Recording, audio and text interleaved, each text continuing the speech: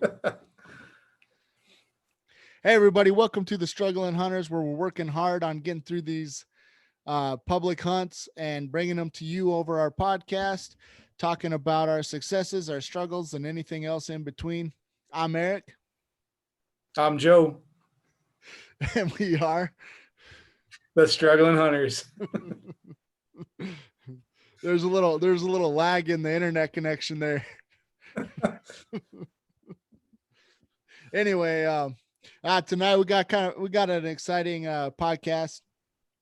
We're gonna go over 10 habits of unsuccessful elk hunters. It's an article that Joe found actually on realtree.com, and we thought it was kind of exciting to maybe go through it and kind of talk about our whether we do it the same, what those titles are, if we do the same thing, or if we're better than that, or if we're kind of right in line with that, and go through the podcast that way. So, Yeah. Joe, you want to kick it off? Yeah, trying to give us a maybe almost like a grading system on how we're doing compared, to what this article says. So the first one is failing to e-scout, and talking about trying to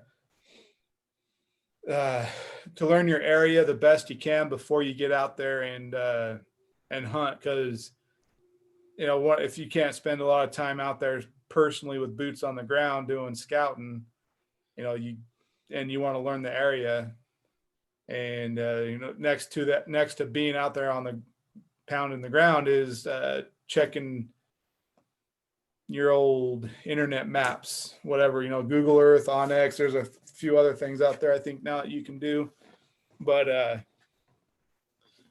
yeah. So you want to, learn your area. So let's see. E-scouting. I try to e-scout. Do I know my area all that great? Yeah. E-scouting does help me.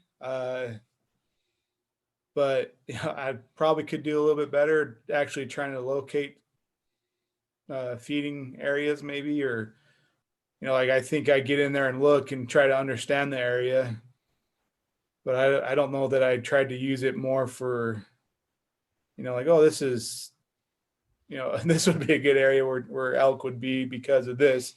It's more like, oh, this looks elky to me. But anyways, what about you, Eric? How's your e-scouting skills or habits, or is it something you do more, need to work on, do better at? Yeah, I definitely need to work on it. I mean, I'll e-scout, and then I'll kind of do the same thing. Like, oh, this looks like a good spot. And then that's about, I'll pinpoint it.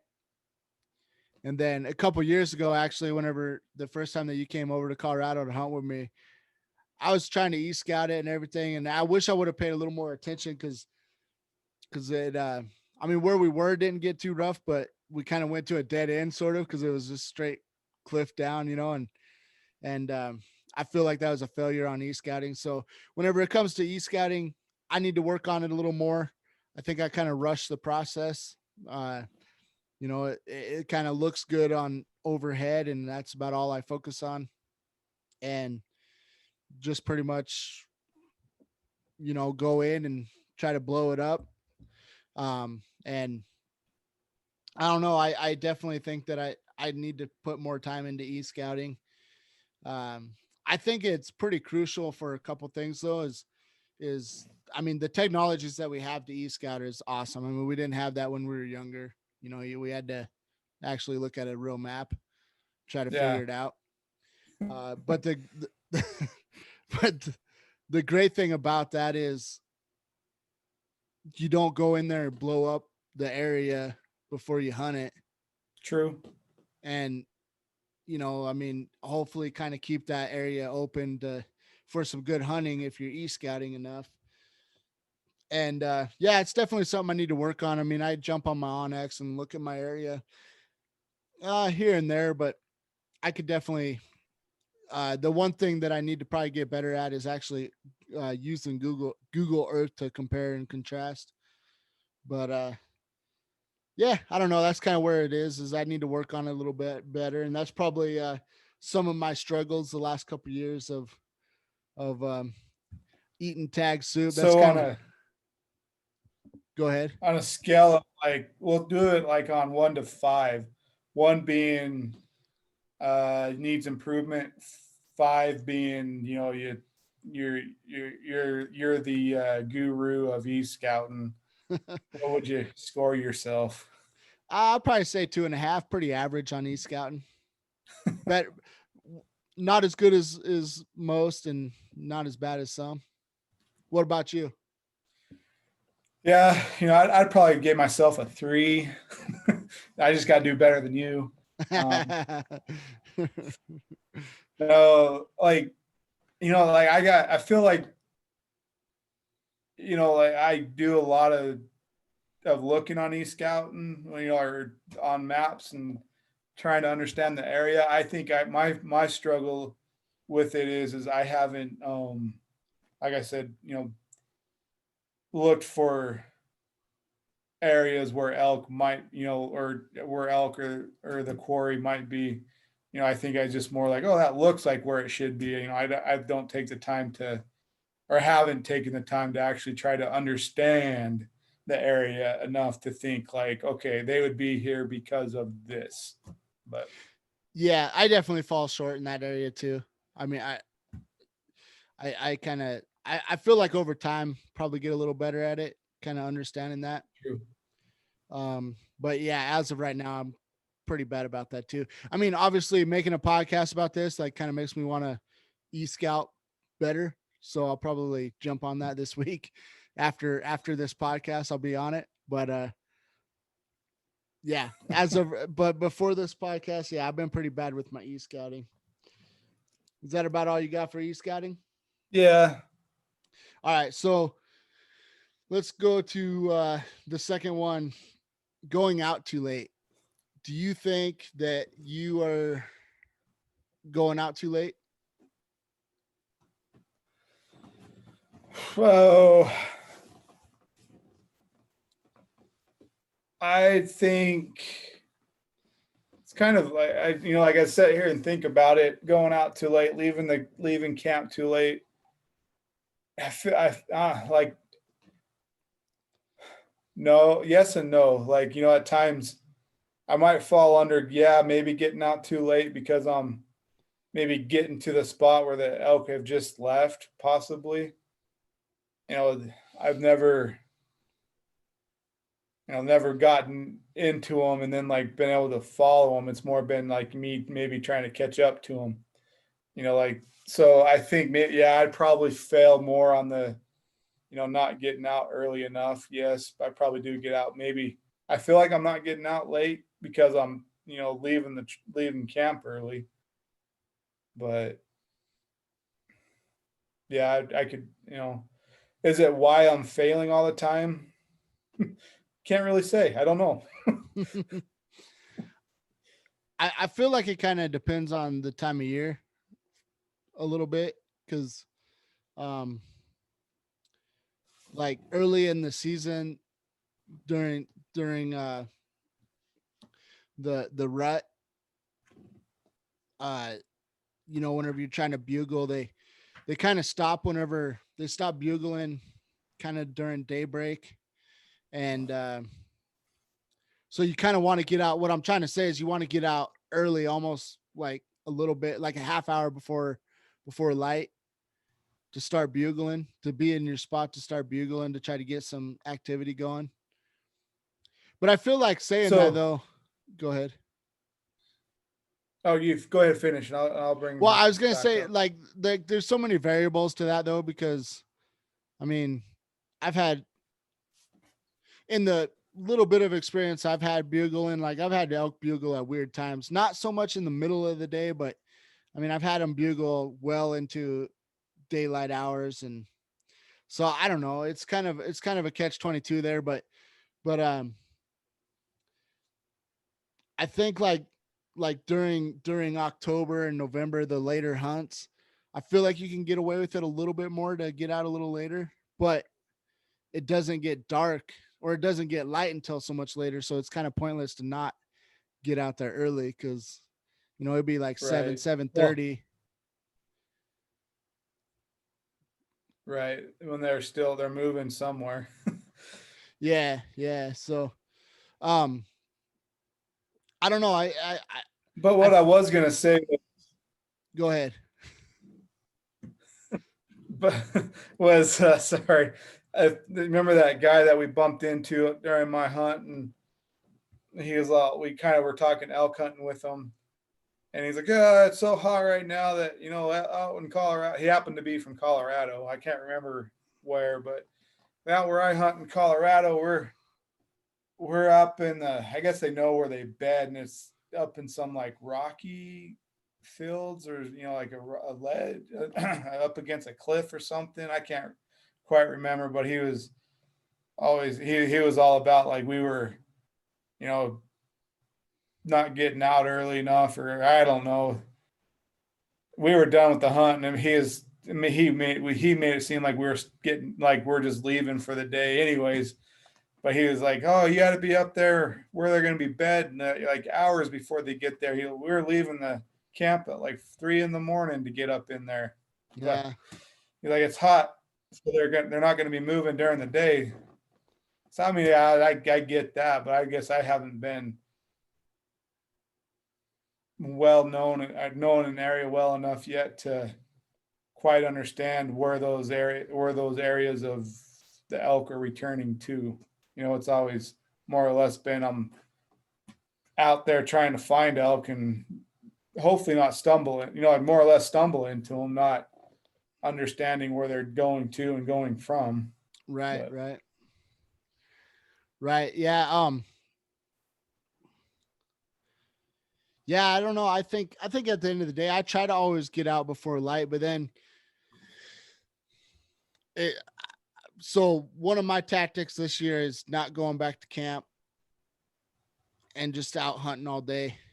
Something that the born and raised guys say, and I think maybe a few other guys say, is a lot of their elks that they've taken. That sounded funny. A lot of the elk that they have taken, um, harvested. that they've well, I said elks and not Uh, elk. So, anyways, a lot of them that they've taken, they've said that like between like 11 and 2 in the afternoon. So, with that theory, if that proves true, like I just feel like it's worth.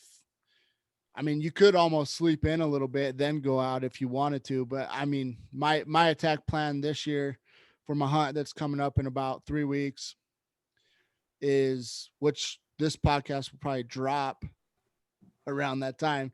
But anyway, uh, yeah, I think that I'm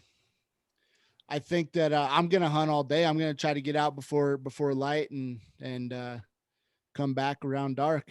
I mean, that's gonna be my attack plan this year. So see how it works. And I guess if I end up getting an elk in the morning, then I'm gonna definitely always try to get out early in the morning. If I get one in mid afternoon, then I'm gonna be like, hey, I got my elk in mid afternoon, so we don't have to go out until mid afternoon for the following year, is what I'm right, saying.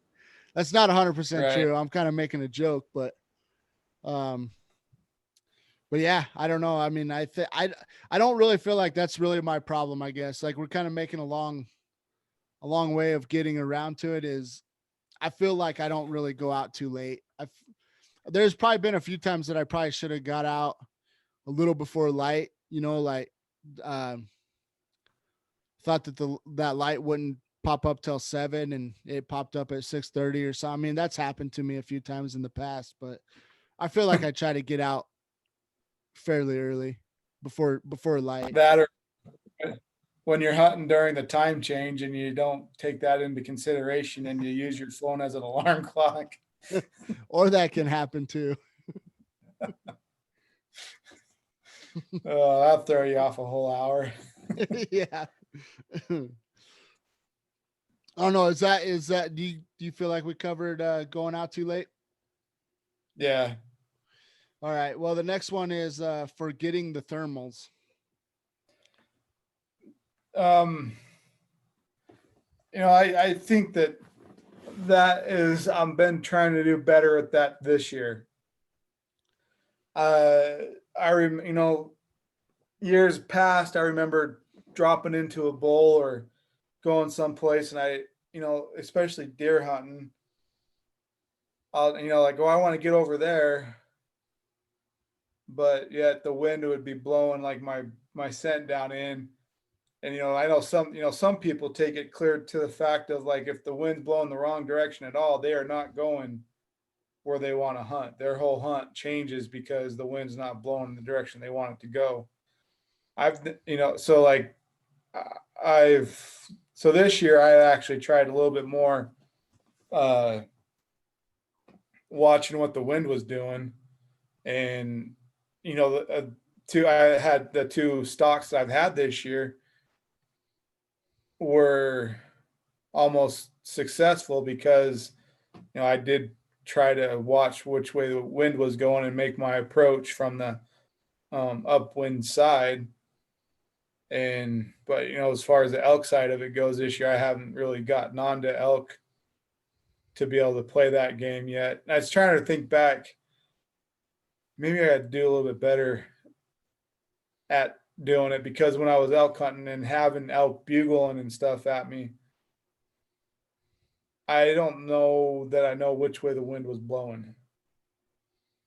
I can't remember if I checked it or not at the time. I think You I got did, but you got too focused on the actual bugle. yeah, Yeah. Yeah, I've been horrible about playing the wind in my favor in the past. I mean, this year we got that dead wind or dead what is it? Down dead wind dead downwind.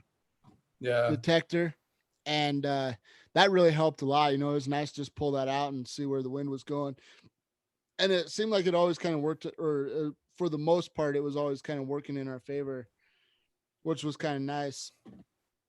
In the past, though, we'd use lighters or try to grab some whatever little seeds or off the top of a the right off of a top of the grass or whatever was growing, or pick up dirt or something. And yeah. So that's kind of a game changer, that dead downwind so detector.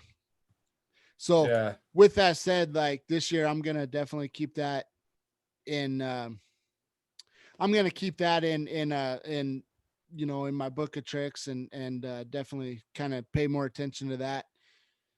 But yeah, in the past, I've definitely not really cared about where the wind was. I was just trying to find elk and go from there and hope for the best. So, um, yeah, that's probably one reason that I've had some failures.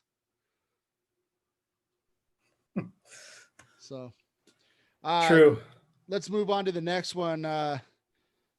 Calling too much. Calling too much. Yeah, I don't know. I don't know. Like, this year I tried. I don't. I've been. I probably fall into the category of not calling at all, or as much as I should. Last year I didn't. Like, so calling. We're saying any type of tool that is used to make a cow sound, as far as elk or bull or calf, right? yeah, either or. So I last year elk hunting. I think I maybe blew my cow call a couple times. And years past, like when I was rifle hunting, I had a cow call, but I don't know that I can't. Maybe I blew it once or twice during the whole season. Uh, and of course that's in October, not during the rut. But this year, I tried to step out of my comfort zone and call more, Mm-hmm. but I was trying not to, walk that line of like, every time. So me not having success yet, I I feel like when you have success, you kind of like that whatever happened gets like ingrained into you, and you're like, oh, that's what I got to do again. And I haven't been around anybody in the woods that's like, okay, this is how you do it. So it's, people are watching videos and whatnot. Like I should probably take better notes on how often they're calling and how they're calling. But anyways, me out there, I just, I pick up my call, give a couple blows, and I'm always thinking, do I call again? Do I make like two blows on my call? Do I make one blow on my call? Or how long in between do I wait? And yeah, so I guess I err on the side of like cautious. So I just blow what I think is enough, and when I'm getting done in the area, I might blow a couple more times on it, but because I'm like, well, I'm leaving anyways, and if it works, it works. If it doesn't, it doesn't, and so I'll just move on. Yeah. Yeah. That, I don't know. I think I kind of would mimic the same approach. Um, for me, I mean, it doesn't really matter for me because I'm in the later rifle hunts. I've never hunted during the actual bugle season or during the actual rut. Right. Um, in Idaho, I've said it before, but I'd go out and go up in the woods somewhere and bugle a little bit just for fun, and try to see if I could get some elk to call back. And I used to do that for years in Idaho and haven't really done it up here in Colorado. But that was just kind of messing around. It was more just see if they're out there. If they're out there, then we'll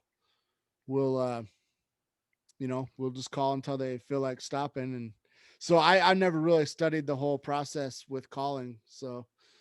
Um, so yeah, I don't really have a whole lot of input if I do too much or not enough.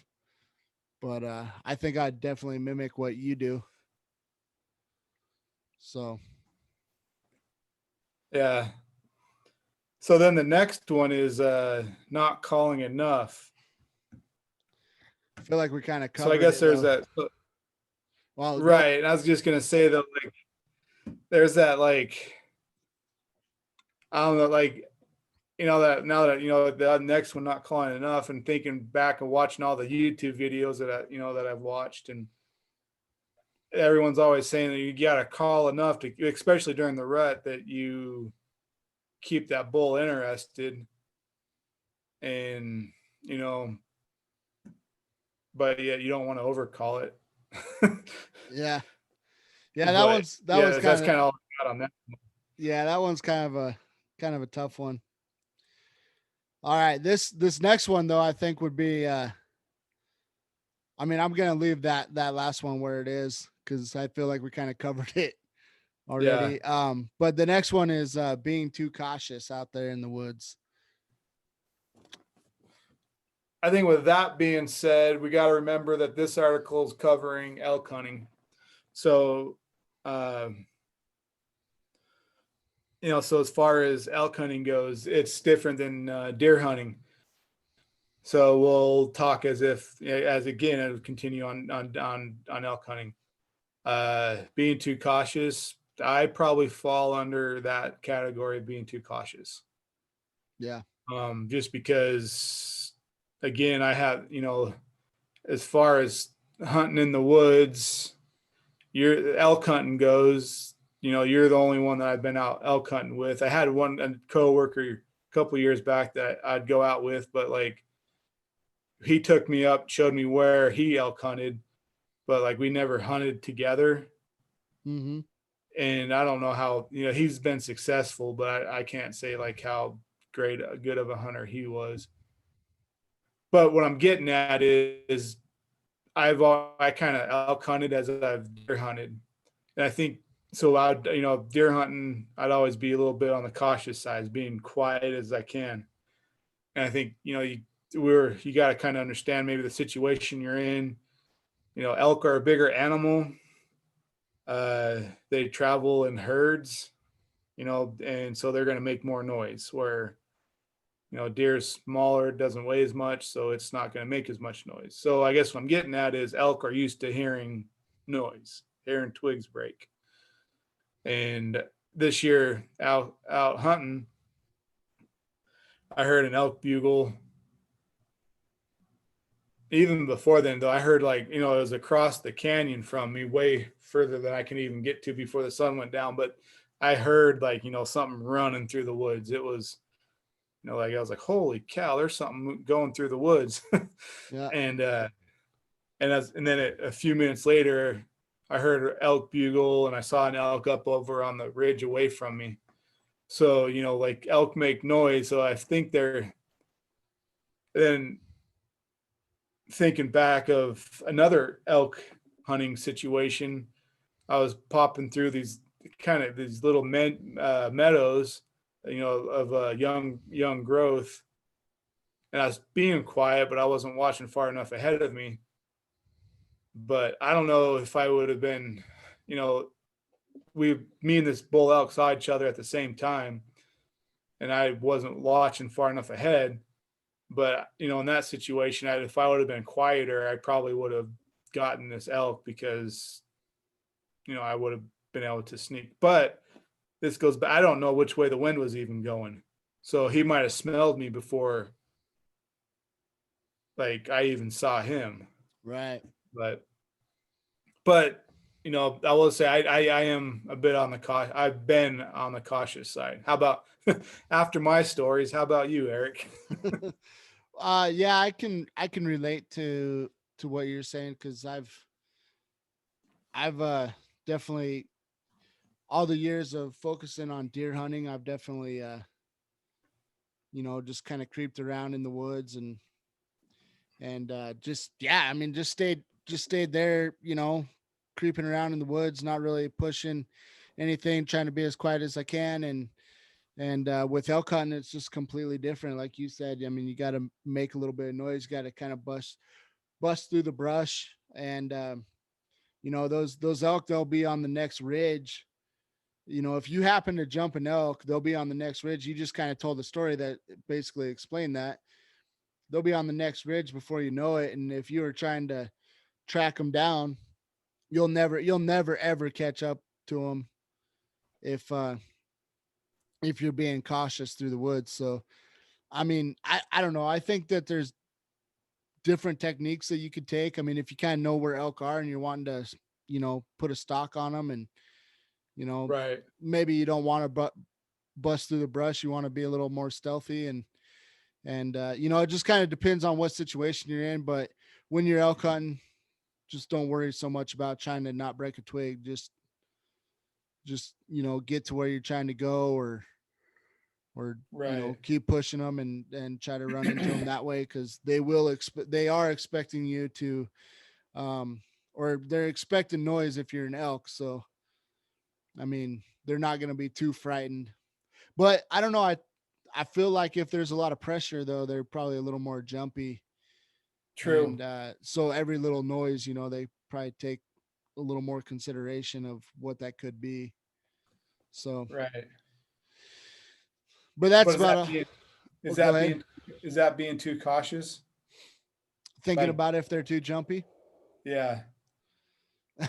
I guess so. I guess so. I feel like kind of breaking this down. Like, there's a couple things that it's like, well, it just depends on the situation. I think, like in some of the earlier topics, um, like going out too late, or I mean, there's so many variables to it all that, uh, I mean, there's variables to everything. I mean, everybody's trying to do the right thing and go out early in the morning, but then people are taking animals at 2 o'clock in the afternoon. So I mean, there's just too many variables to all this. So I don't think none of this is really set in stone, but it probably will help you.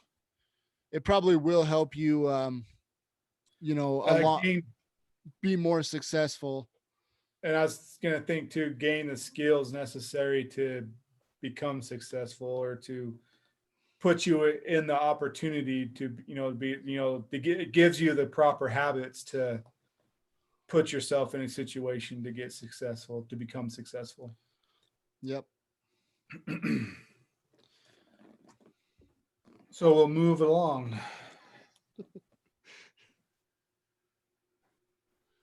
The next one is rushing your shots. Yeah, I'll start with this one real quick. I mean, it'll kind of be short. As far as elk, I really haven't had a chance to get a shot off at an elk, so So you're um, not rushing your shot then. so I'm not. I've definitely taken my time. definitely taking my time on the shot. um, but the years of deer hunting, though, I definitely have rushed my shots. Learning that process. I would say, actually, I've probably been more guilty of being too cautious of my shot, if that makes sense. A couple times of just I've told the stories on here before, I believe, but um, I've had a couple really nice bucks jump out. Oddly enough, like in the middle of the road, and trying to do the right thing. I'm like, but like it's something that I still regret to this day because I could have got two nice, really, really nice bucks. And for whatever reason, they jumped out in the middle of the road. Um, I mean, I was trying to be legal, if you will, but at the same time, it's one of those like it's one of those things that just eat at you because I feel good that I did the right thing and didn't take my shot, but I feel bad that I also didn't take my shot because I mean I'd have a couple nice bucks to brag about, but yeah, so I've been guilty of kind of both of them, hesitating a little too much, which hesitating probably was justifiable in those situations. But I've definitely rushed my shots too, and totally missed, totally blew my opportunities. So Yeah. Well, that's like I told the story. Uh, so Russian shots. I haven't had the opportunity to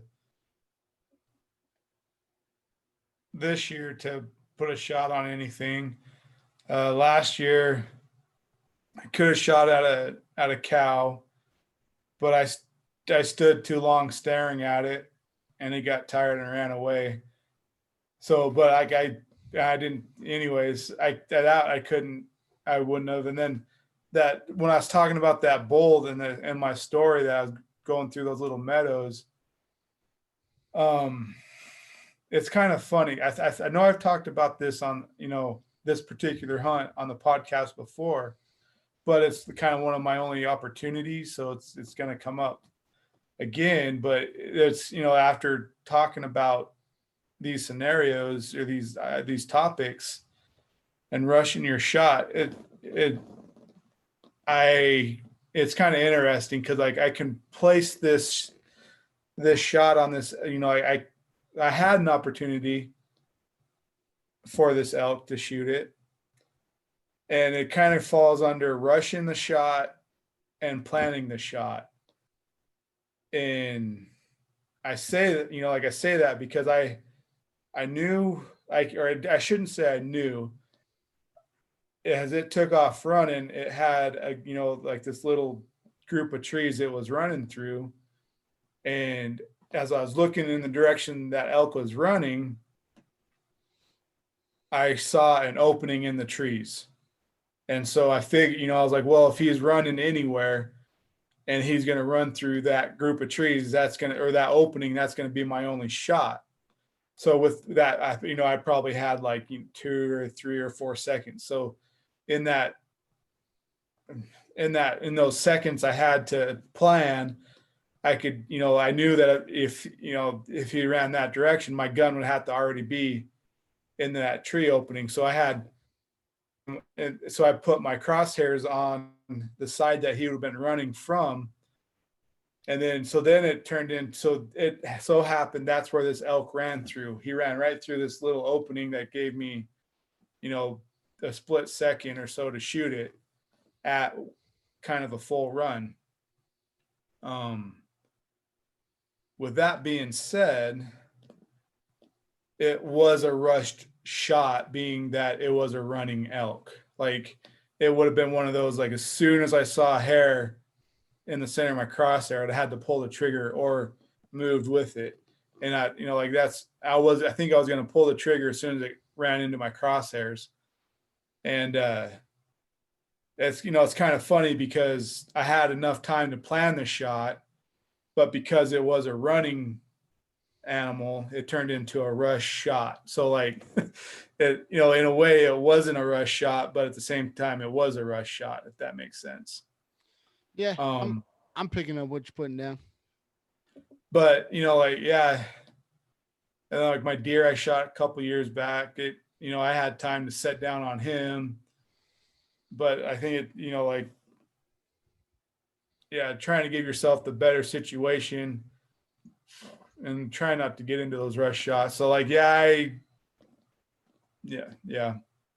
I can't really say I've never really had, hasn't been like, oh, there's a deer or an elk right there, I'm just going to hurry up and throw up and shoot. Like I haven't had that, that opportunity to rush myself yet either. Right. Yeah, it's kind of same for me. So,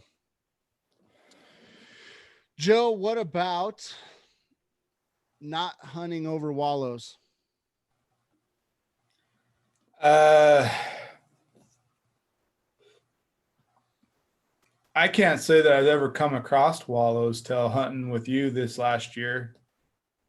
Like, I've, hunted elk more or less consistently in a row for the last 5 years, which is crazy to think. The last 2 years of it have been archery.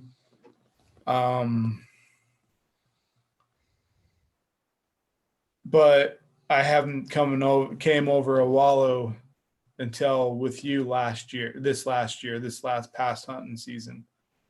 And that we were more or less deer hunting, but it was an elk wallow.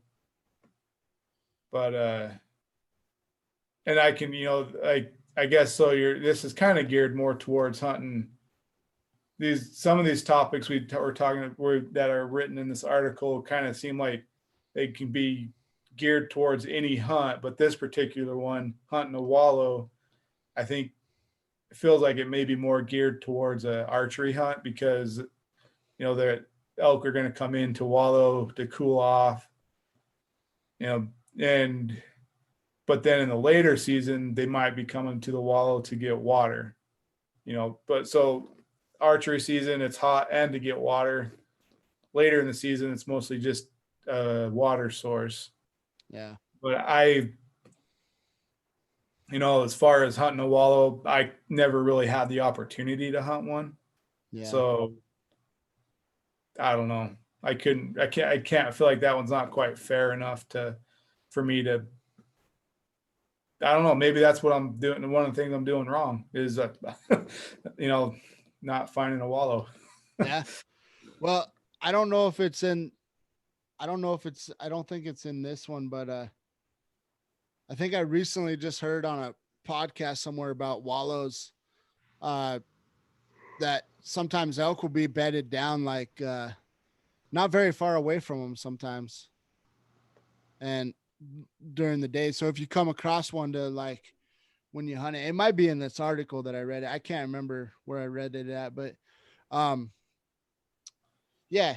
So I feel like if we missed an opportunity, maybe we should, whenever we spotted it, instead of going up to it and checking it out and investigating, we we should have Yeah, probably we should have probably just uh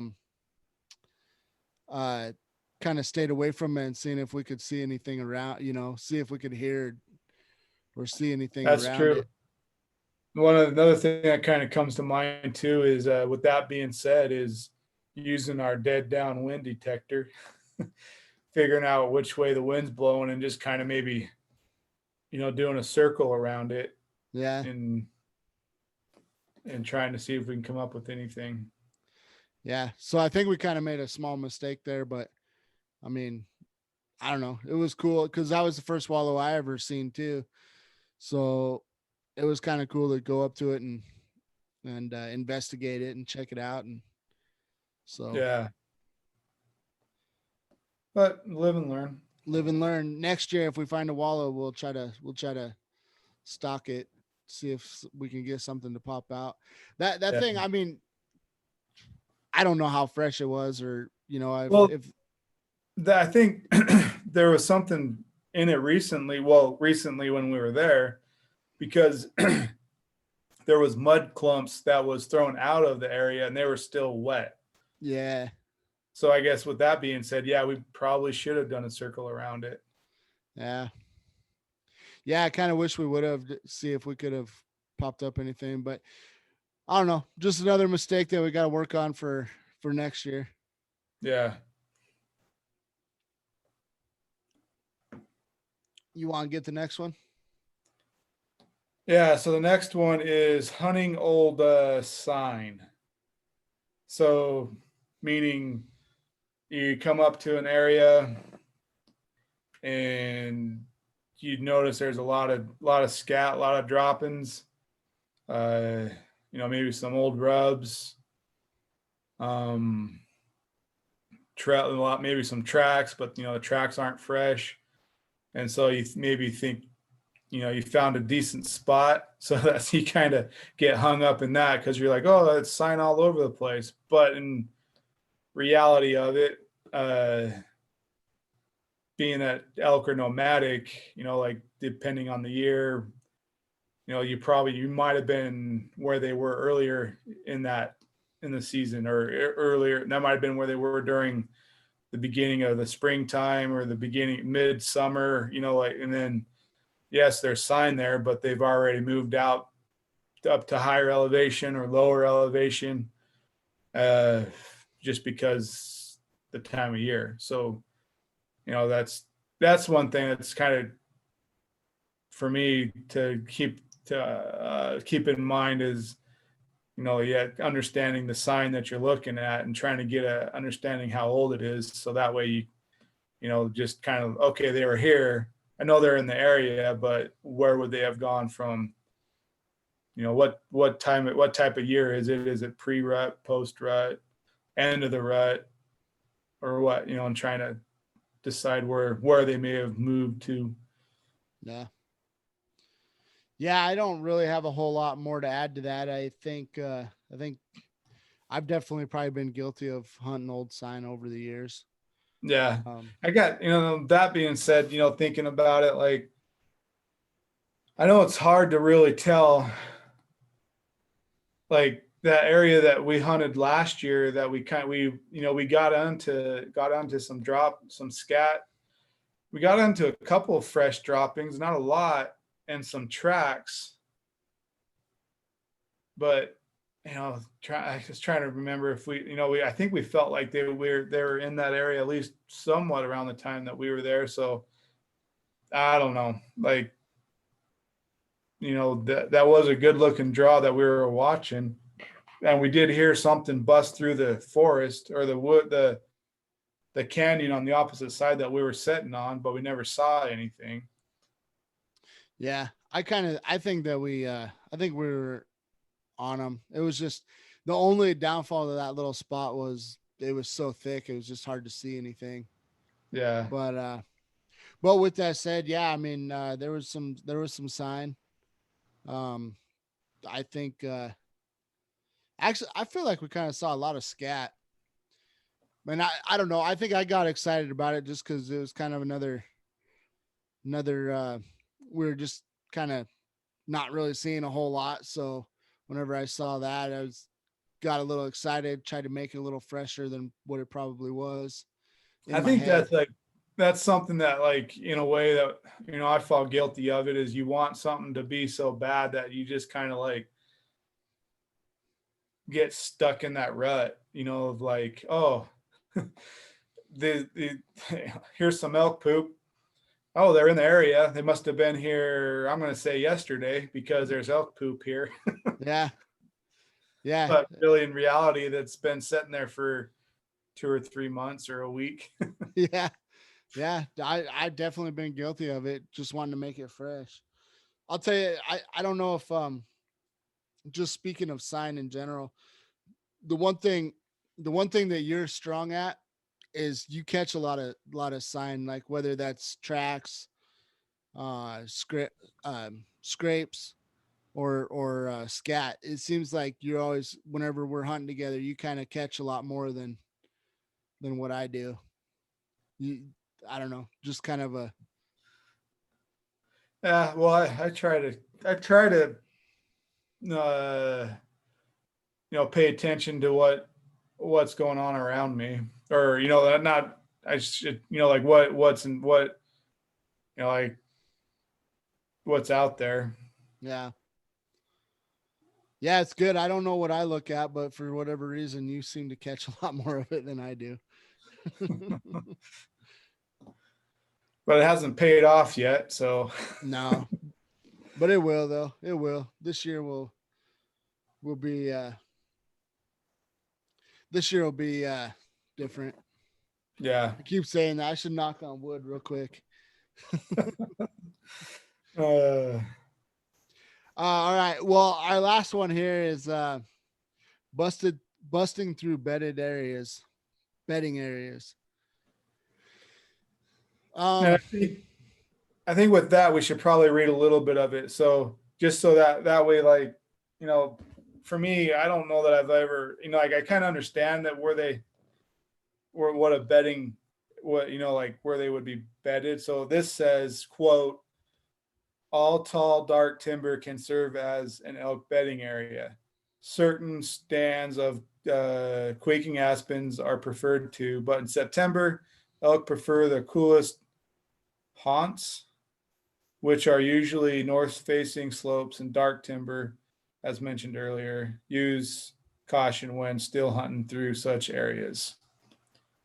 So they're going to try to bed up in areas where it's north-facing, so the sun's not shining directly on them. They have tall, dark timber, so it's not going to be hot. So it's going to be cooler. Temperature is going to be more pleasurable for them, or as best as they can get with that much shade. Anyway, sorry, I didn't mean to. I guess I should also close my quote. um, Anyways, we'll continue. Sorry, I just thought maybe we should throw that out there to whoever's listening. They might,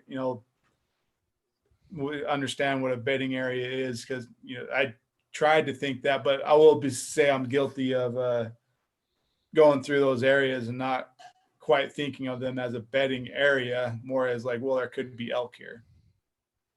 yeah, yeah. I feel like I've been more guilty of that through through deer hunting. I've definitely jumped deer in the past, busting through their bedding areas, not realizing it, actually just kind of walking along, and all of a sudden something jumps up and just starts taking off, and never see it or anything, but I knew I jumped it, obviously. And Yeah. I've been definitely more guilty of that through deer, but elk not. I haven't really. I don't think I've jumped too many bedded areas for elk. If I have, I didn't know it. So Right. Yeah. Like that cow that I came across last year, she was bedded up. I didn't. Yeah, it was kind of interesting to think back on that hunt. I came across that cow, and then there was, like, I think another elk or two bugling too in that area, a couple bulls, but she was it was it, if we go off this article, it was a north facing slope, and it was in some dark timber. hmm, So that's interesting. yeah.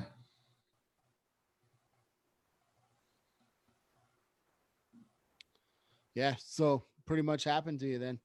Yep. And she was bedded. She was bedded. Well, that's yeah, that pretty much concludes the 10 habits that could make you unsuccessful for your elk hunts. So hopefully you guys learned a little something about it. Joe, do you got anything more to add? Uh, like thinking over it, I'm probably, I wouldn't say I'm super strong in these unsuccessful skills, but I'm probably, not weak in these. I'm probably, on the stronger side than, it sounds backwards because, so if you're weaker in these unsuccessful skills, that means you're a better hunter, right? Yeah, yeah. No, I'm probably strong on most of them too. You know what? We kind of dropped it after which one was it? The After first one. yeah, after the E Scout, we had a grading system and we dropped it right after we did the 1 to 5, and we didn't do it. We didn't do it from E Scouts on. So Right.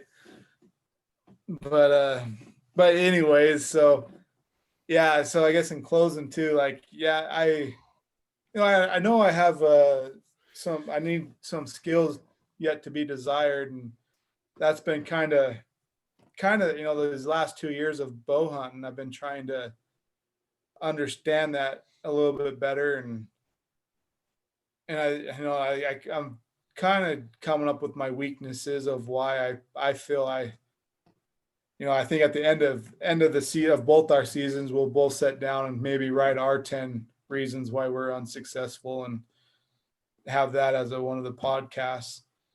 But I've been trying to soul search and understand why I haven't been successful and that what those skills are for me of as to the why.